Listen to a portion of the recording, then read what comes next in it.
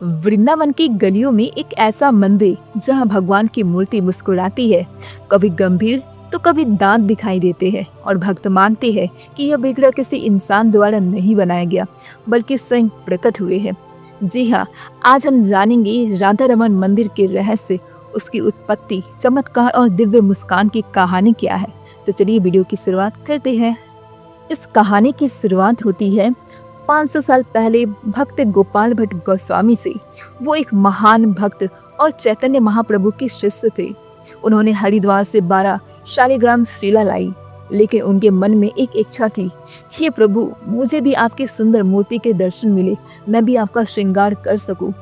बस एक रात उन्होंने शालिग्राम को स्नान कराया और विश्राम दिया।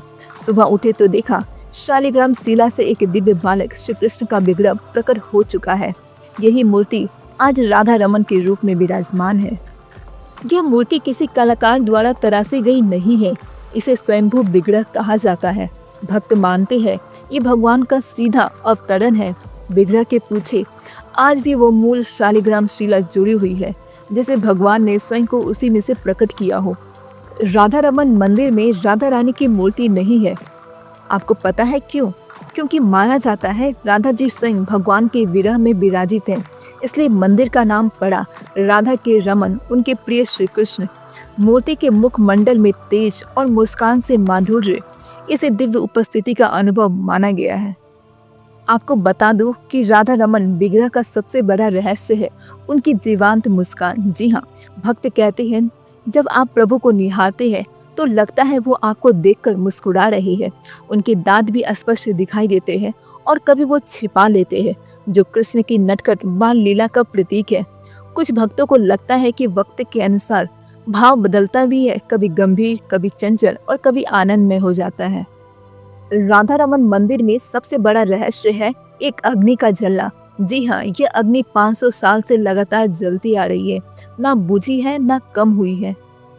माना जाता है कि यह अग्नि भगवान द्वारा स्वयं संरक्षित है और आज भी लोग इस अग्नि का उपयोग पूजा के लिए करते हैं, जैसे रसोई, आरती की ज्योति, दीपदान, सब इसी अग्नि से लिए जाते हैं।